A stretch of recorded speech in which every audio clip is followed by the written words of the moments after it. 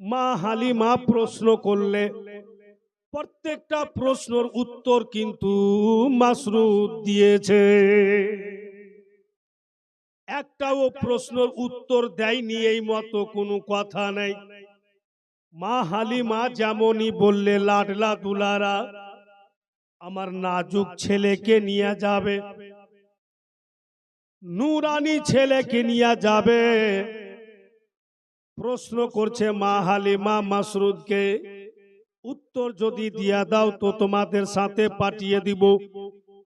মাসরুদ বলছে, মা বলুন কি এমন প্রশ্ন?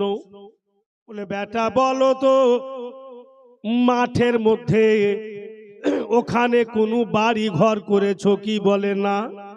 ওখানে কোনো ঘর তুলেছো কি? বলে না। তো মাঠে তো সূর্য কড়া হয়ে যায়? বলে হচ্ছে মা। সূর্যের তাপ লাগে? বলে লাগছে মা। তো আমার এত নাজুক সুন্দর ছেলেকে মাঠে নিয়ে যাবে, সূর্যের তাপ যখন কড়া হবে, বলো আমার ছেলেকে কোথায় রাখবে? কোন জায়গাতে রাখবে?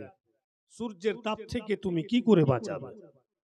তো মাসরুদ উনার মাকে জবাব দিচ্ছে কে বাবলা বুনারি ছায়াই নিয়ে বসবো সবাই ঘিরে।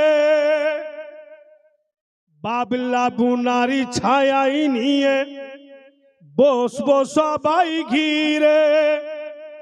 খুরমা পাতের তাজ বানাই মা পরিয়ে দিব শিরে। ওগো মা জননী, কেন চিন্তা করছেন মা? যখন সূর্যের তাপ কড়া হবে, কিরণ যখন বেশি কড়া হবে, বাবুলের গাছতলাতে বসিয়া দিব মা। বাবুলের ছায়াতে বৈশা থাকবে, আর খুরমা খেজুরের পাত নিব, আর তাজ বানিয়ে আপনার ছেলের মাথাতে পরিয়া দিব। আমাদের বাদশা সেজে বৈশা থাকবে মা, আমরা তার প্রজা সেজে সারাদিন সেবা করব মা। কিন্তু দেন এসছি, ফিরিয়ে দিয়েন না।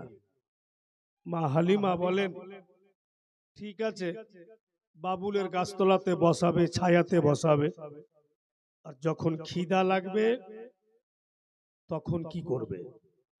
কি খাওয়াবে? ছেলেকে পিপোসা লাগবে, তখন কি করবে? কি খাওয়াবে? তো মাসরুদ তখন জবাব দিচ্ছে, খেতে দিব খেজুর মেথি, ক্ষুধা যদি পাই।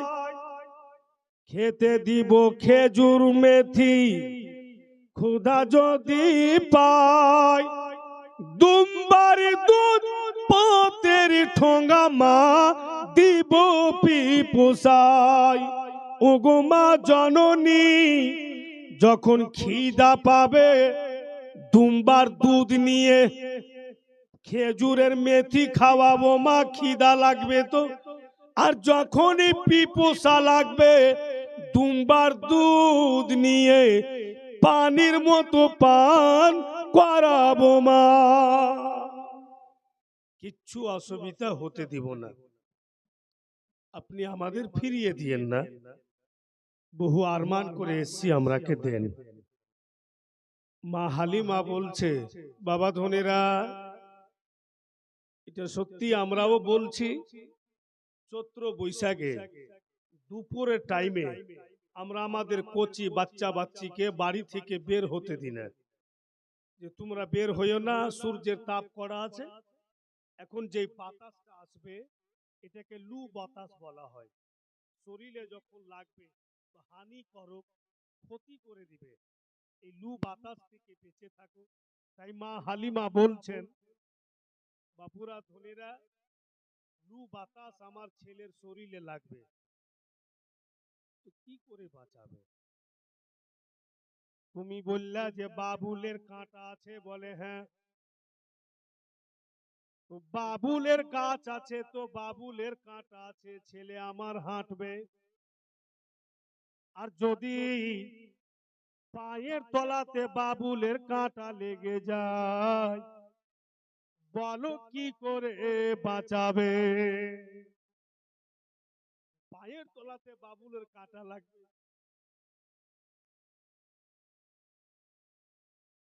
ব্রাদারান ইসলাম, তো বাবুলের কাঁটা পায়ের তলায় লাগবে, ছেলে আমার কষ্ট পাবে। মাসরুদ কি সঠিক উত্তর দিয়েছে।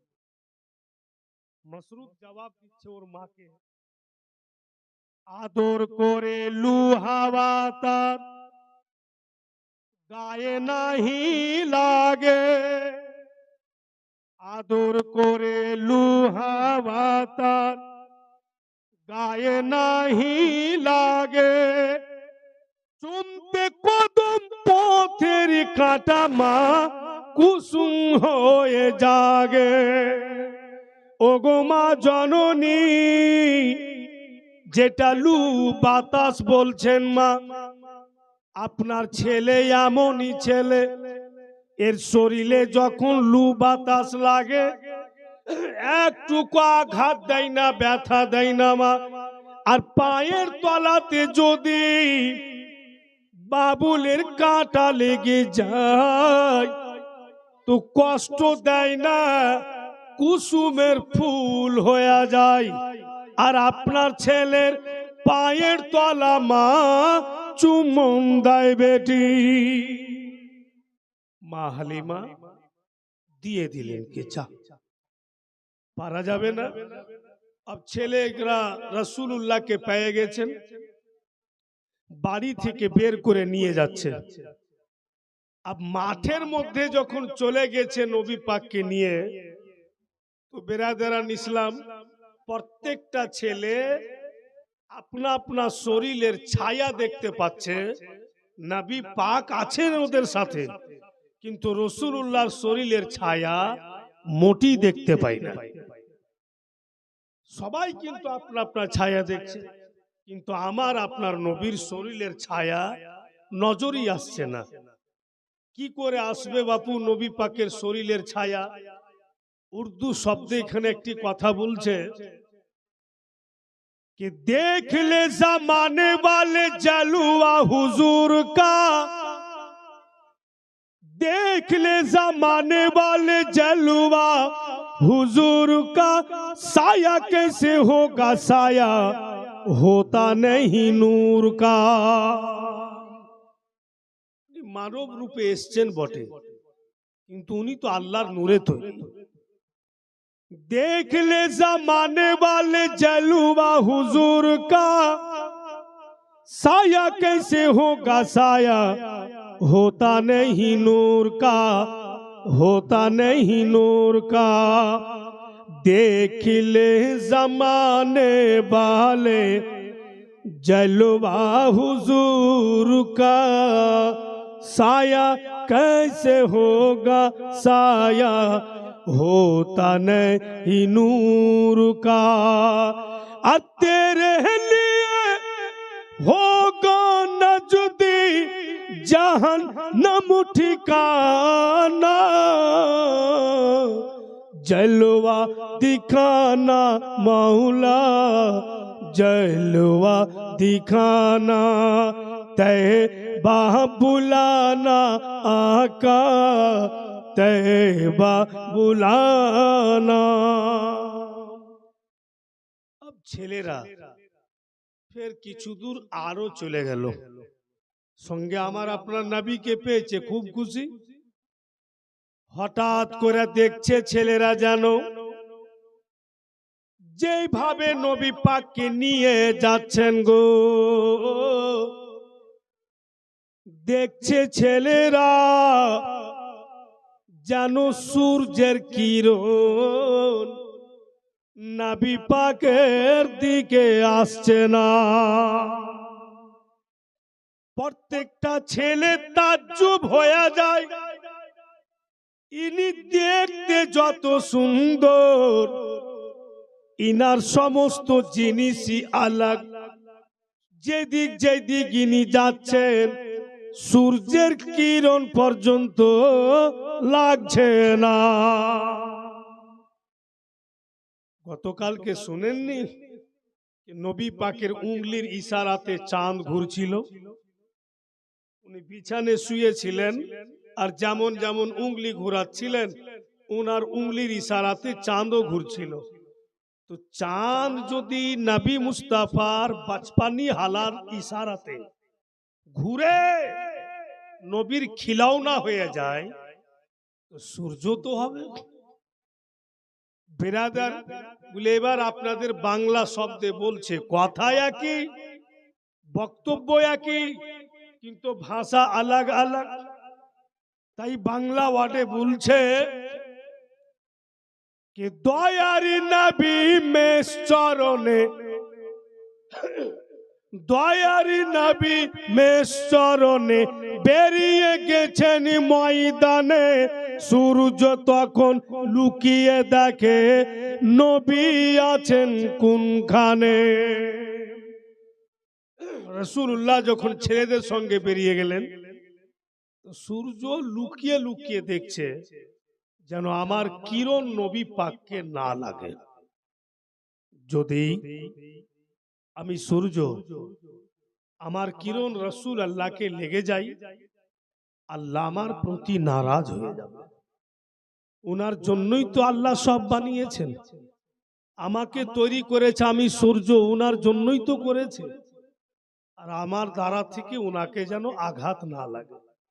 ভাইরা নবী পাককে নিয়ে গেল আর বাবুলের গাছতলাতে রাসূলুল্লাহকে ছেলেরা বসিয়ে। কিন্তু বাচ্চা কাচ্চার ব্যাপার, ওরা তোর বড় নয় যে সামাজিক বা গভীর জ্ঞান থাকবে। ছেলেদের মতই রাসূলুল্লাহকে বসিয়ে দিয়েছেন আর খেলাধুলাতে মগ্ন হয়েছে ছেলেরা। ভাইরা বাপেরা মা বোনেরা, নবী পাককে বাবুলের গাছতলাতে বসিয়ে ছেলেরা খেলাধুলাতে মগ্ন হয়ে যায়।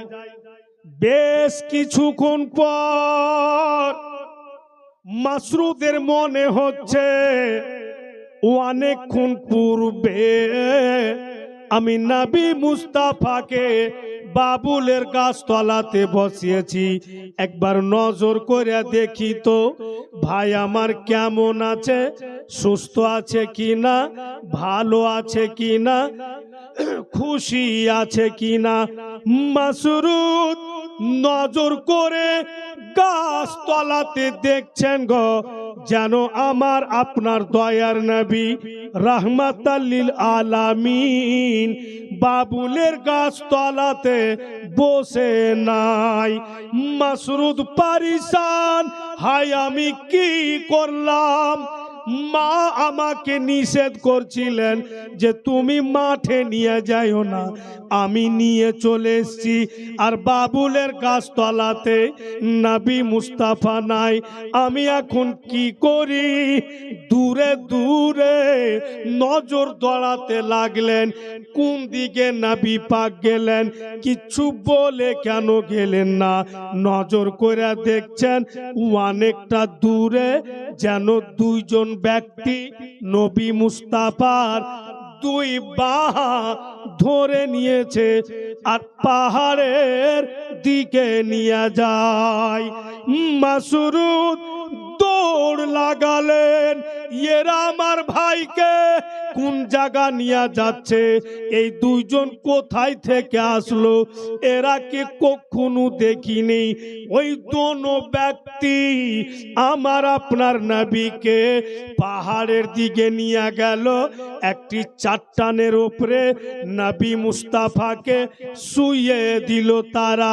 আর ওদের কাছে সৌন্দর্য একটি ব্যাগ রয়েছে, ব্যাগ খুলে চাকু বের করলো আর আমার আপনার নবীর সিনা থেকে লাভি পর্যন্ত কেটে দিল। যেমনই কেটেছে মাসরুদ চিৎকার করছেন, ওগো মা জননী জলদি বেরিয়ে আসুন, এতক্ষণ হয়তো আমার ভাই আর প্রাণে বেঁচে নাই। মা আমি নিজ চোখ দাঁড়াতে দেখলাম যেন আমার ভাইয়ের সিনা থেকে লাভি পর্যন্ত কেটে দিল মা। আমি নিজের চোখে দেখলাম। হাইরে মা হালিমা, কাম কাজ ফেলে দিলে, দৌড় লাগালে। হায় আমি কি করলাম? এরা কে আমি কত না নিষেধ করলাম, একদম তোমরা নিয়ে যেও না। এরা কেন নিয়ে চলে গেল? এখন আমি কি করি? যদি ছেলের কিছু ক্ষতি হয়ে যায়, আব্দুল মুত্তালিবকে কি জবাব দেব? স্বামী হারা স্ত্রী আমেনাকে কি জবাব দিব? এই চিন্তা ভাবনা করছেন আর দৌড় লাগাচ্ছে। মা হালিমা গিয়ে দেখছেন বাবু নবী পাকের পাশে কোনো লোক নাই। আকাই নবী মুস্তাফা ভালোভাবে কিন্তু উঠে বসে আছেন। মা হালিমা একবার মাথা লাড়ছে, একবার শরীর লাড়ছে, আর একদম বাচ্চা ছেলের মতো কেঁদে যায়। দয়ার নবী মুস্তাফা মা হালিমার চোখের পানি মুছেন। নবী আমার বলছেন, মা এত কেন কাঁদে? আমি আপনার লাল সুস্থ আছি, আমার কিচ্ছু ক্ষতি হয়নি মা। মা হালিমা বলছেন, তোমার ভাই যে বলল তোমার নাকি সিনা থেকে লাভি পর্যন্ত কেটে দিয়েছে, নবী আমার বলছেন ঠিক বলেছে মা, মিথ্যা বলেনি। আমাকে দুজন ব্যক্তি এই পাথরের চট্টানে শুইয়ে দিলে মা, ওদের কাছে ব্যাগ দেখলাম, ব্যাগ থেকে চাকু বের করলে, ফের ব্যাগের ভিতর থেকে একটি বার্তান বের করলে মা, ওই বার্তানে হাইরে পানি, এত চকচক করছে পানি মা, দেখার মতো পানি। ওই পানির বার্তানটা বের করলে আর চাকু দিয়ে আমার সিনা থেকে লাভি পর্যন্ত কাটছে, চিরছে। সিনার ভিতর থেকে কতগুলো সামান ওরা মা বের করছে, আর চকচকা পানিতে সামানগুলো ডুবাচ্ছেন, আবার আমার সিনাতে লাগাচ্ছেন। এইভাবে কাটছে, চিরছে, সামান বের করছে আর লাগাচ্ছে মা। আমি চোখের দ্বারাতে দেখছি মা, আমি জ্ঞান শূন্য হইনি, আমি জ্ঞান হারা হইনি, সব কিছু দেখছি। এত কাটছে, চিরছে, বুকের ভিতরকার সামান বের করে পানিতে ডুবিয়ে ডুবিয়ে লাগাচ্ছে মা। আমি চোখে চোখে দেখে আছি, একটুকু ব্যথা হয় না। সব করছে তারা, সব কিছু দেখলাম মা, কিন্তু একটুকু ব্যথা হলো না। ওরা দুইজন একবার করে আমার বুকের ওপরে হাত ফিরিয়ে দিলে সিনাতে, আর আমি যেমন কার তেমন হয়ে গেলাম।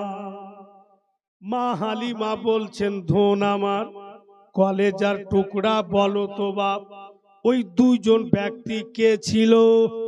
দয়ার নবী বলছেন, মা গো, একজন আমাকে বলছে হুজুর আমি জিবরাইল, আর একজন আমাকে বলছে হুজুর আমি হচ্ছি মিকাইল, অর্থাৎ আল্লাহর ফারিস্তা হযরতে জিবরাইল আর হযরতে মিকাইল নবী মুস্তাফার সিনা চাক করলে, যেটাকে শাক সাদার বলা হয়, অর্থাৎ সিনা চাক, তখন নবী মুস্তাফার বয়স লিখছে কিতাবে মাত্র 2.5 বছর।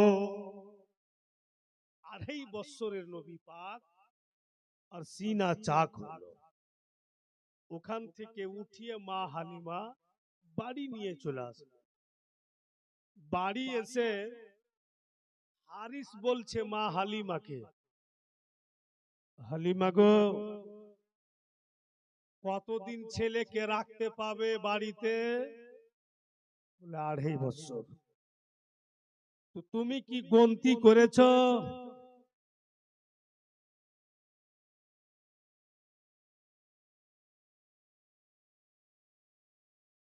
বেরাদার, হারিস বলছে যে কতদিন ছেলেকে রাখতে পাবে? তো মা হালিমা বলছেন 2.5 বছর।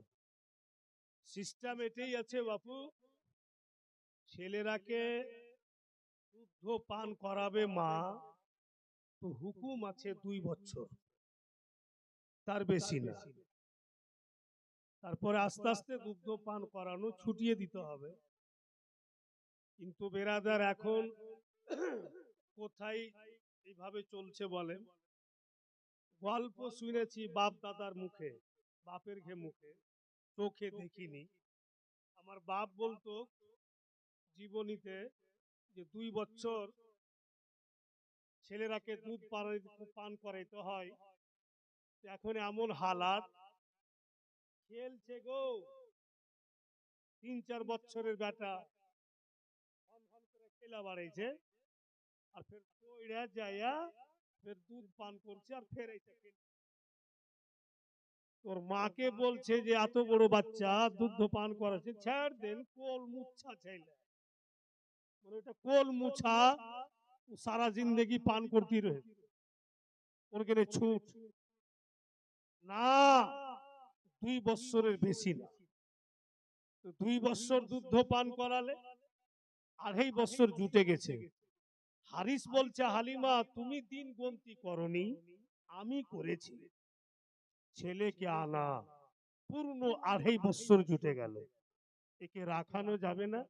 যাও মক্কা নগর আব্দুল মুত্তালিবের বাড়ি, আমেনার কোলে দিয়ে এসো। কিন্তু মা হালিমার দিল চাহে না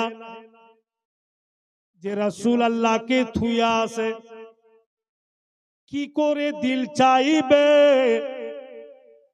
যেই নবী পাক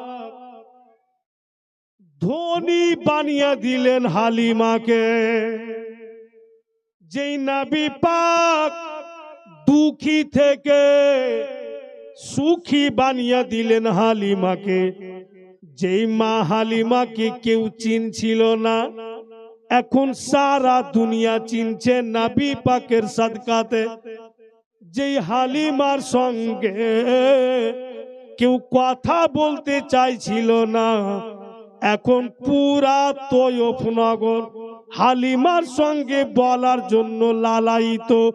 একটাই কারণ যে হালিমা সম্পর্ক লেগেছে নবী পাকের সাথে,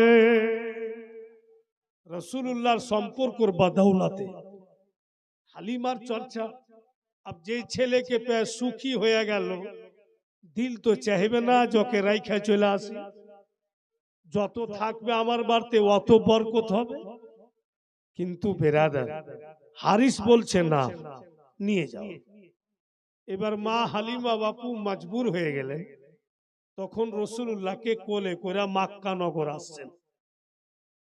ভাইরা বাপেরা আমার, মা বোনেরা ধ্যান দেন, মক্কা নগর যখন নবী পাককে নিয়ে আসছেন আব্দুল মুত্তালিবের বাড়ি, আর যেমনই জঙ্গলের নিকটে হয়েছে, জঙ্গলের ভিতর থেকে বাঘেরা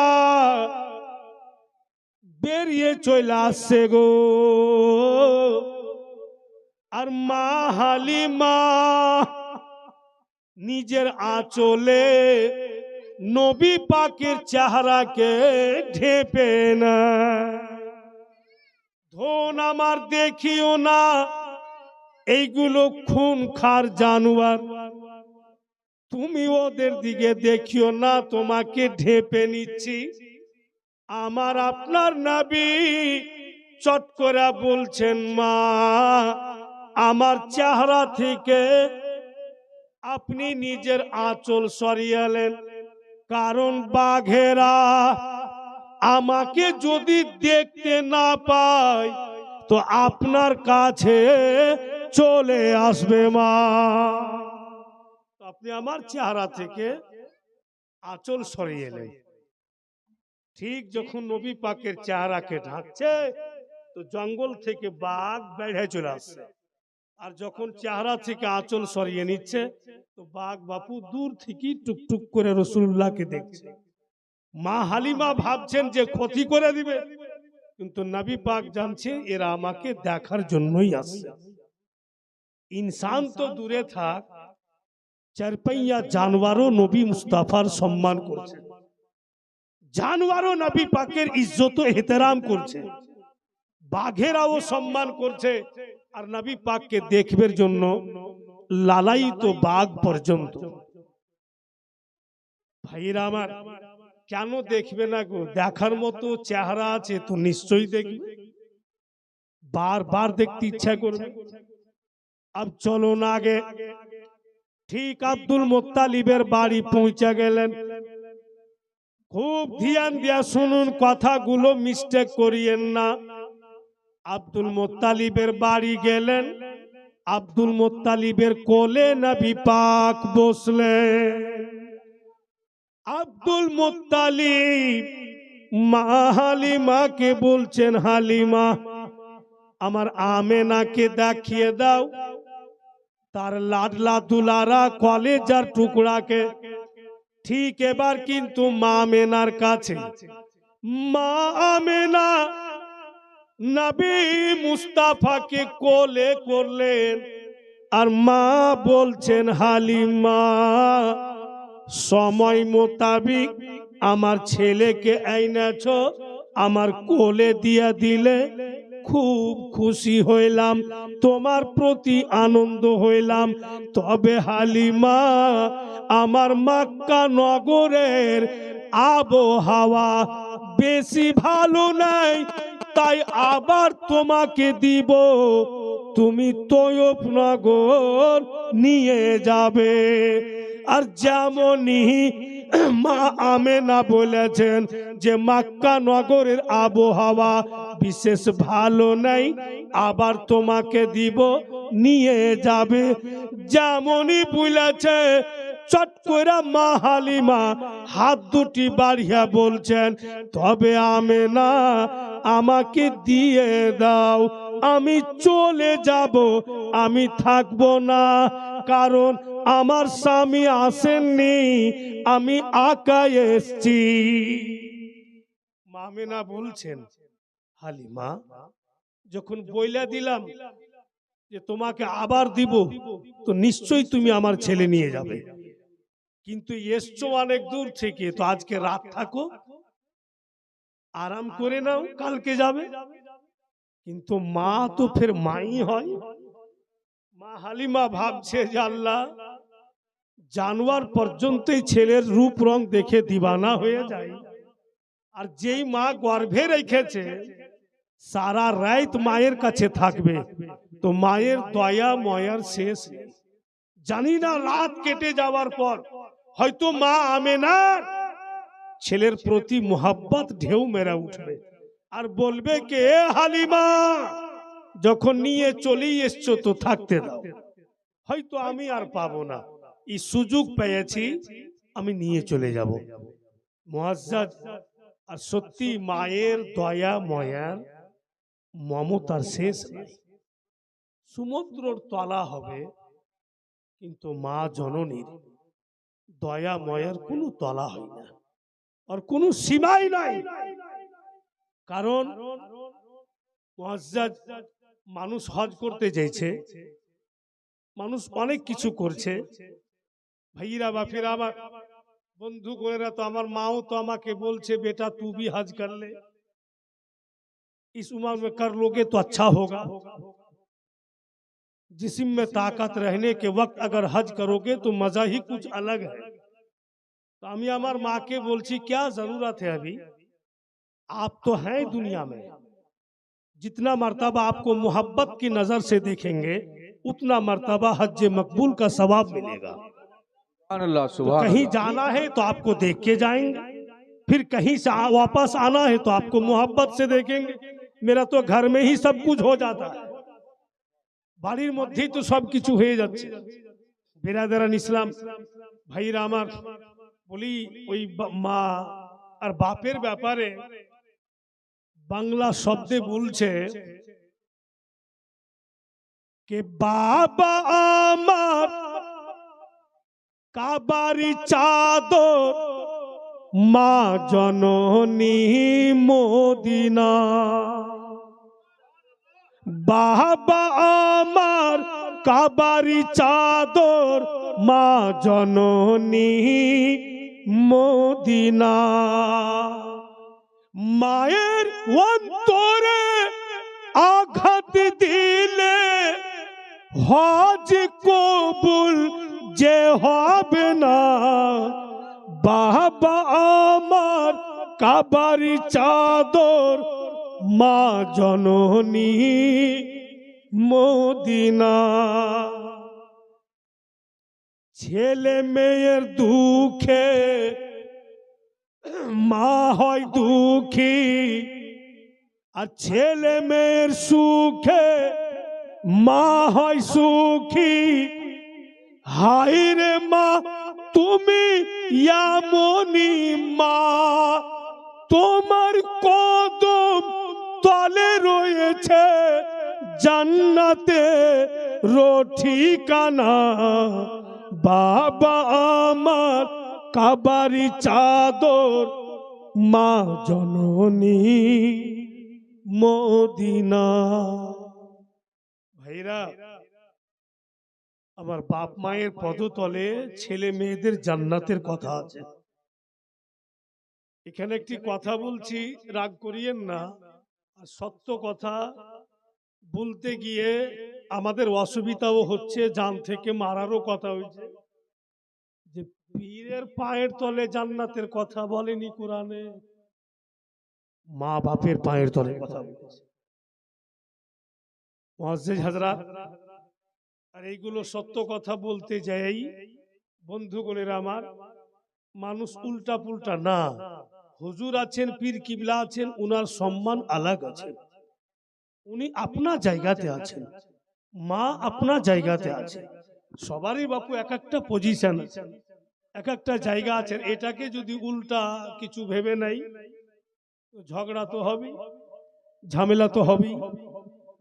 ভাইরা, একটা বাচ্চা যখন জন্ম নিচ্ছে মায়ের গর্ভে থেকে, মা এত আঘাত পাচ্ছে, তখন মা বলছে খোদা আমি আর সন্তান নিব না, এই আল্লাহ এত আঘাত সহ্য হয় না, আর সন্তানই নিব না।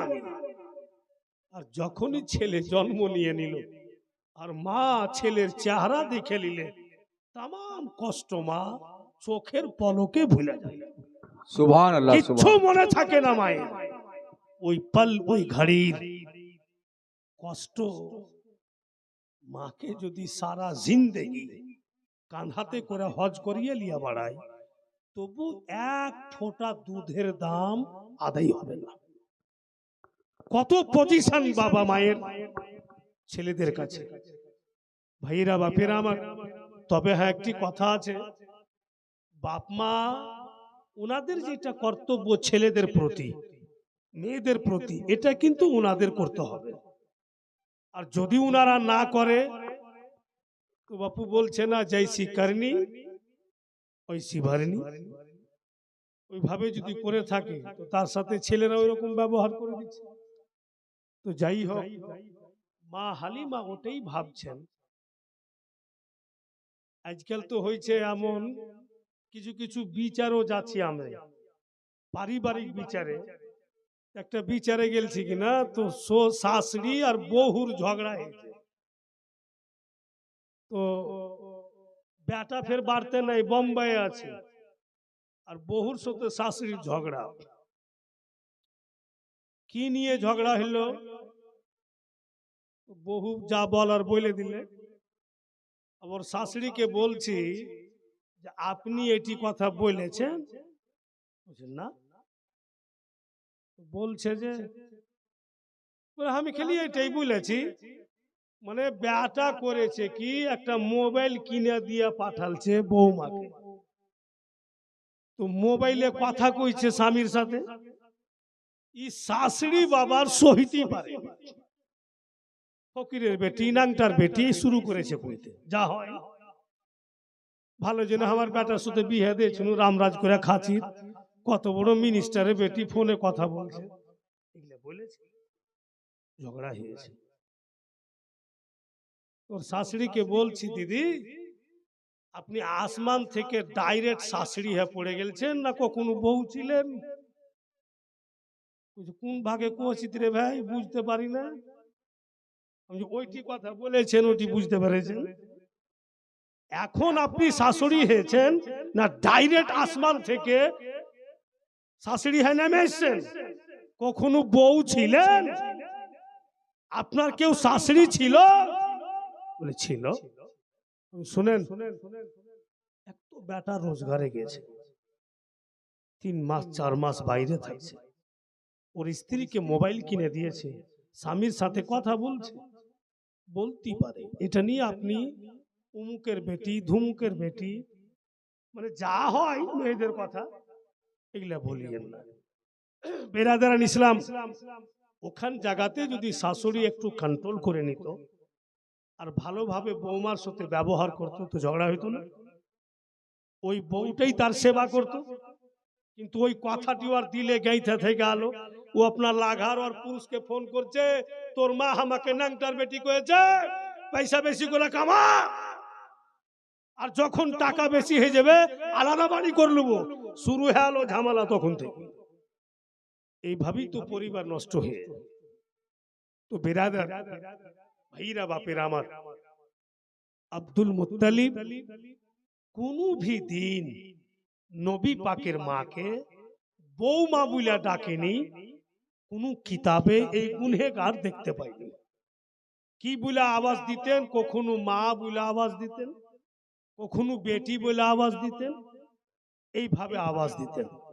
আর হযরত মামেনাও আব্দুল মুত্তালিবকে নিজের ছেলের মতো আদর করত। বলতেছে মামেনা, বাবুজি মক্কা নগরের আবহাওয়া ভালো না, বলে আমার ছেলেকে আমি হালিমাকে দিয়ে দিব। আব্দুল মুত্তালিব বলছেন, আমেনা তোমার ওই ছেলেরও মালিক তুমি, আর তোমার বড় ছেলে আব্দুল মুত্তালিবেরও মালিক তুমি, তোমাকে যেটা ভালো লাগে। তবে আমেনা হালিমাকে একটু খাওয়া দাওয়া করিয়ে একটু আরাম হবে, তারপরে পাঠাই, আমি একটু কাবা ঘরের দিকে যাচ্ছি বলে চলে গেলেন আব্দুল মুত্তালিব। আর এদিকে মা হালিমা জিদ করে নবী পাককে নিয়ে বেরিয়ে গেলেন। আর যেমনই নবী পাককে নিয়ে বেরিয়েছেন, খুব স্পিরিটে হাঁটছেন মা হালিমা, যেন বৃদ্ধ আব্দুল মুত্তালিব দেখতে না পায়। কারণ মায়ের কাছ থেকে তো নিয়ে নিলাম, পেয়ে গেছি, বলা যায় না আব্দুল মুত্তালিব ওর পোতার খুব দিওয়ানা। দাদা পোতার মুহাব্বতি একটা আলাদা থাকে, তাই এমন স্পিরিটে হাঁটছেন মা হালিমা যেন আব্দুল মুত্তালিব দেখতে না পায়। অনেক দূর চলে গিয়েছেন মা হালিমা, আর পিছন দিক থেকে আব্দুল মুত্তালিব আওয়াজ দিচ্ছেন, ও হালিমা তুমি একবার আমার কোলে দিলে না, চলে যাচ্ছ। মা হালিমা দূর থেকে বলছেন, বাবুজি ফিরে আর যাব না, ক্ষমা করে দিয়েন। আপনাদের মতো বুজরুগের মুখে শুনেছি যদি কিছুটা আগিয়া চলে যায় ফিরাইতে হয় না। আমি তো অনেকটা আগিয়ে চলে এসেছি। আব্দুল মুত্তালিব বলছেন কি যাও, যখন চলে গেছো তো যাও। চলে গেল মা হালিমা। ফের কিন্তু বাপু তৈয়ব নগর জাহাজে তৈয়বনগর গিয়া দেখছেন, তৈয়বনগর গিয়া দেখছেন যেন হারিস মাথার চুল এলোমেলো হয়ে আছে, আর পাগলের মতো বাড়ির বারান্দাতে বৈশা আছে। মা হালিমা নবী পাককে কোলে করে যেমনই স্বামীর সামনে গিয়েছে, হারিস বলছে, কি খবর হালিমা, তুমি ফের ছেলেকে নিয়ে চলে আসলে, তুমি কি নিয়ে যাওনি, তুমি কি রাস্তা থেকে ঘুরে গিয়েছো? মা হালিমা বলছেন, স্বামী গো, এমন ভাবে বলিয়েন না, আমি উনাদেরকে দেখিয়ে আর খুশি পূর্বকে আমেনা আমাকে দিয়েছে, কিসমতে ছিল তাই পেয়েছি। মক্কা নগরের আবহাওয়া বেশি ভালো নাই, তাই আমার দিয়েছে, আমি পেয়ে গিয়েছি।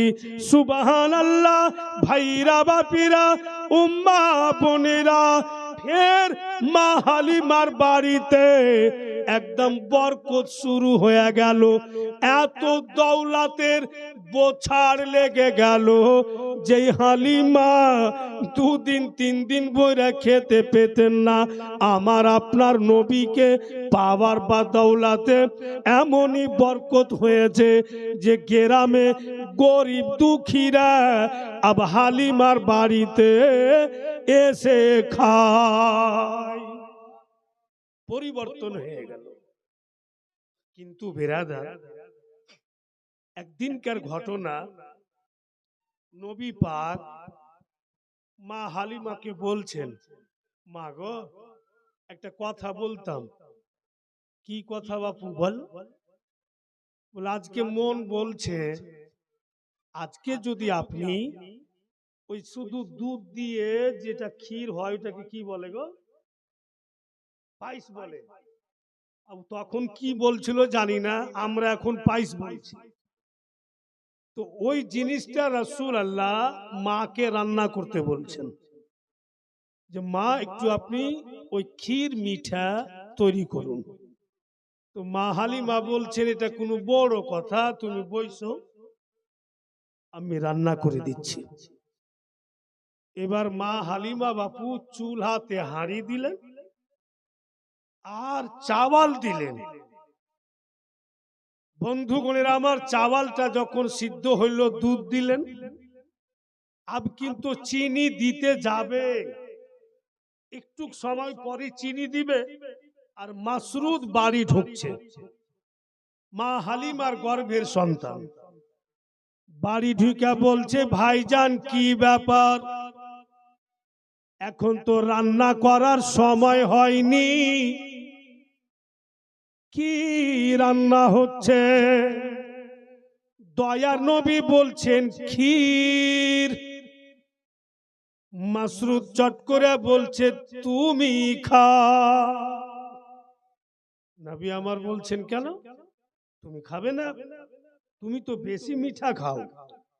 মাসরুদ বলছে, খাচ্ছিলাম, কিছুদিন থেকে ইরাদা চেঞ্জ করে দিয়েছি, যার খাবো না।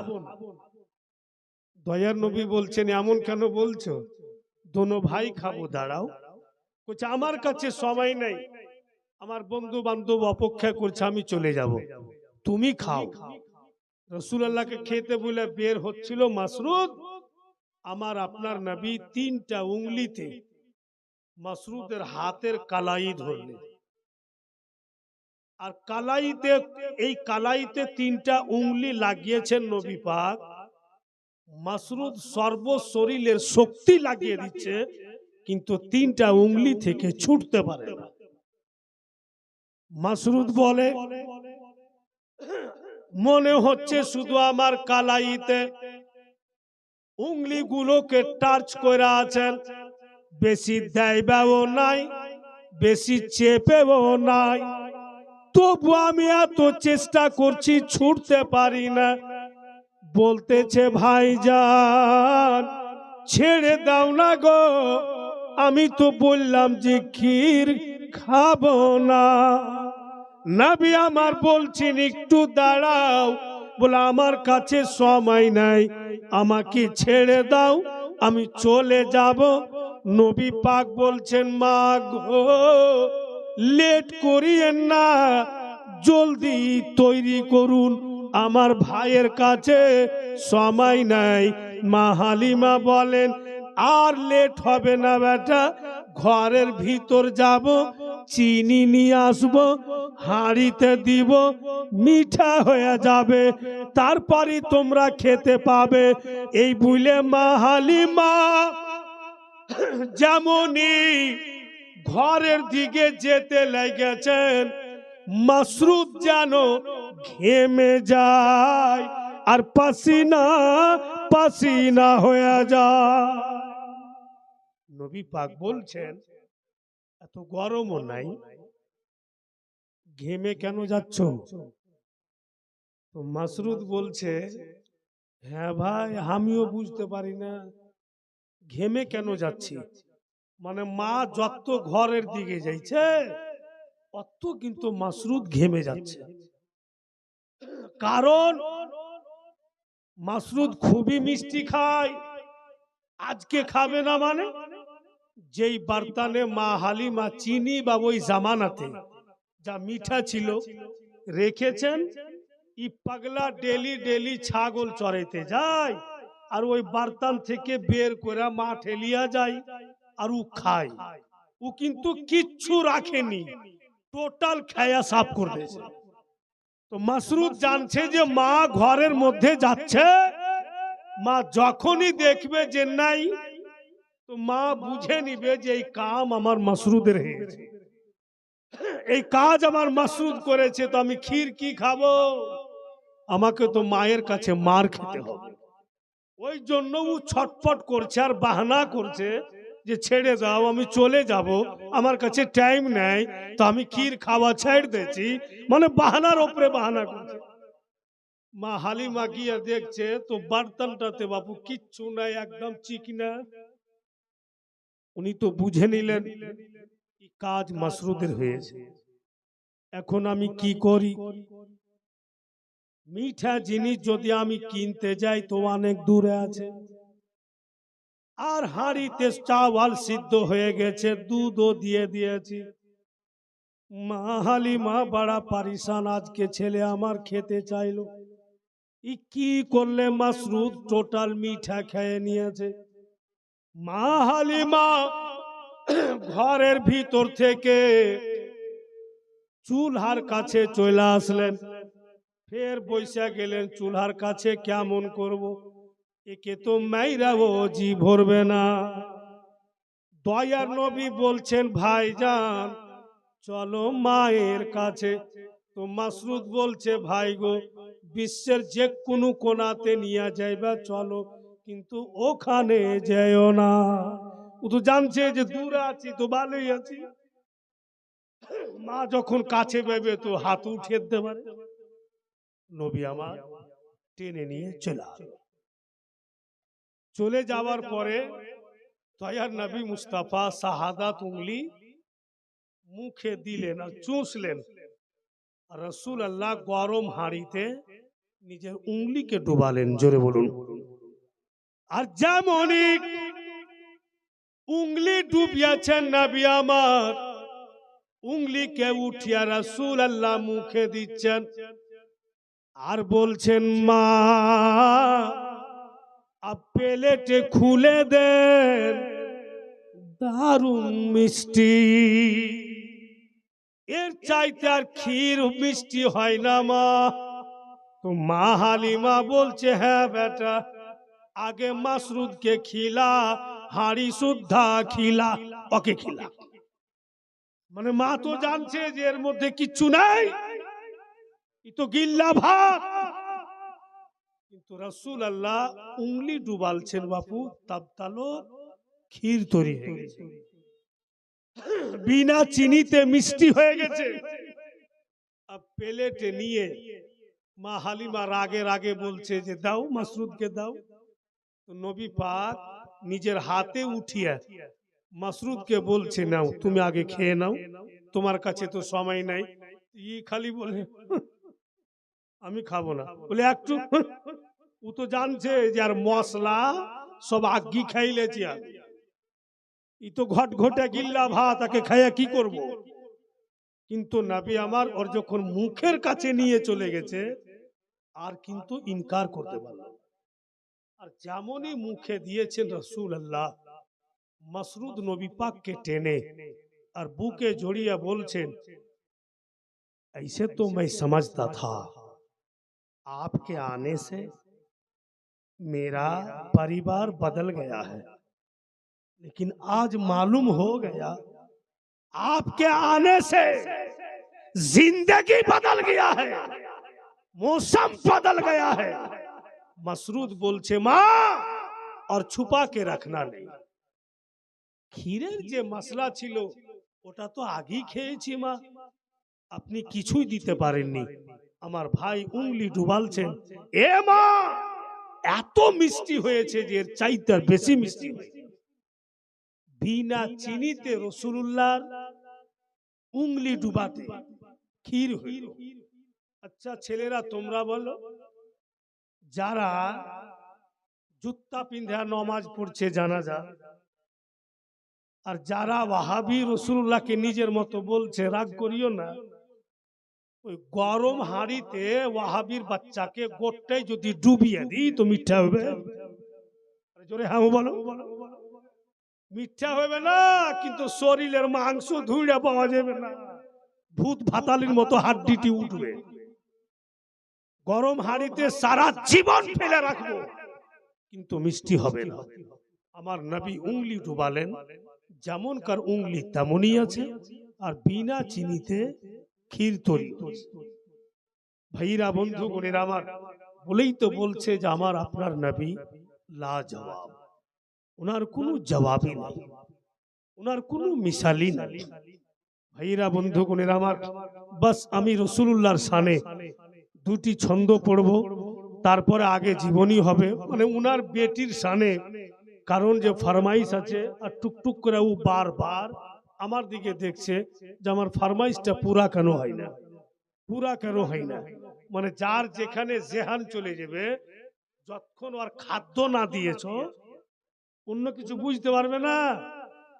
উত্তর দিনাজপুরে টুঙ্গি দিঘি বলে একটা জায়গা আছে, ওর একটু এদিকে বিহিনগর বস্তি আছে, তো ওখানে জীবনী বলতে যায়, জীবনীর শেষ রাত হয়ে যাচ্ছে কিন্তু চান্দা কালেকশন হয় না। তো সভাপতি বলছে, বাবারে চান্দা যদি না করিস তো তোর বেতন কাট লিবে। আমার তো দিমাগ খারাপ হ্যাঁ, যে বাপরে 4 দিন বলেছি, এই শেষ রজনী ই তো আমাকে ফকির করে দিবে যে কাম করলে। আর পয়সা উঠে না ভাই, 5 কিলো ধান দিছে লেখেছে, আর ফির নারে লাগে বের গেনে খাড়িয়ে থাকছে, যাই না হটে না। লিখে দিলাম 5 কিলো, যাও তু দাঁড়িয়ে থাকছে, যাকে নারে লাগাও তো भी যাবো। যেগুলো দান তো কালিয়ে চোখে লিবে না, ই যদি না ভাগে স্টেজ থেকে তো কালিয়ে চোখের ছেলে বিলোকে ঘাড়ে করে নিয়ে যা, ঘাড়ে ভাগ তুই ঢোনে 5 কিলো ধান দিতে সিধে, আর 5 কিলো ধান গম দিয়ে নারে লাগে। তো পয়সা যদি না উঠাই বাপু তো আমার বেতন কেটে লিবে। কি বুদ্ধি করব, কি বুদ্ধি করব। কিন্তু ওখানে আপনার একতরফা সুন্নি মুসলমান নেই, গড় মিশাল আছে। আমি লোকজনকে বলছি যে যত লোক আছেন, আর পাড়া গ্রাম দিহাতি এলাকা লোক তো প্রচুর আছে, আপনারা যদি 100 টাকা করে দান করে দেন, এই মাহফিলে জিন্দা শয়তান দেখাবো না, যদি দেখাতে পারি তো 200 টাকা করে ঘুরিয়ে দিব, লিখে নাও। এই বলে শুরু হলো হাইরে টাকা, স্টেজ ভরে আলো 100 টাকা, জিন্দা শয়তান দেখবে। अब টাকা যখন চলে এলো, আমি ফের জীবনী চালু করে দিন, তো মানুষ আর জীবনী বুঝতে পারে না। এই জন্য বুঝতে পারে না যে জেহান ওদিকে চলে গেছে। যখন কিছুক্ষণ বলা হয়েছে, বলছে মৌলভী সাহেব জীবনী পরে শুনবো, আগে জিন্দা শয়তানটা দেখা, নাই তো শুনবো না। মানুষের যেহানো দিয়ে গেলছে, আব শয়তান আমি পাবো কুঠে যকে দেখাবো, আর 200 টাকা করে ঘুরিয়ে পেবে ওরা বেরাদারান ইসলাম। আর যেমনই মাইক লিয়া দাঁড়িয়ে বলছি যে ইয়া নবী সালাম আলাইকা, তো যেটি সুন্নি সহিহুল আকীদা ওটি দাঁড়িয়ে আছে, আর যত ওয়াহাবি চলে যে ভাই ওরা কিয়াম করবে না। আমি যে এইবারই সুযোগ আছে আমার টাকার হক আদায় করা। আমি যে ওই যে দেখো জিন্দা হন হয় না শয়তান ভাগে, দেখে নাও তো বেরাদার। ওর কি করি ভাই আছে, করি ভাতিজা আছে। মানুষ তো কেমন হয়ে গেল যে কি কাজ করলে উল্টা পুল্টা করে দিল। বলে মৌলী সাহেব এটা কেমন কথা? আমি যে কিতাব পড়ো, কিতাবে লিখছে कि जिक्र मुस्तफा आवाज जहां तक जाएगी इंसान रहेगा शैतान भागेगा। खुदा और खुदा के रसूल का जिक्र करो, जहां तक आवाज जाएगी शैतान भागेगा पर इंसान भागेगा नहीं। ওরা যে ভাগছে তো ওরা কেমন শয়তানি তো ভাগছে। বলছে যে ঠক তো বহুত দেখেছি, এরকম ঠক দেখিনি। আমার কি বেটা ভাতিজাকে শয়তান বানিয়ে টাকা নিলে মাথা তো খারাপ হয়েছে আমার, যাকে বেতন দিবে না আমার খালি হাতে বাড়িয়ে দেন। তো ওর জেহানটা আছে ওই হযরত মা ফাতেমার মানকাবাতের দিকে, ও কিচ্ছু বুঝতে পারে না। আমি খালি দেখছি ওর দিকে, বলে গেছি তো আমি বলে দিচ্ছি, জোরে বলেন সুবহানাল্লাহ।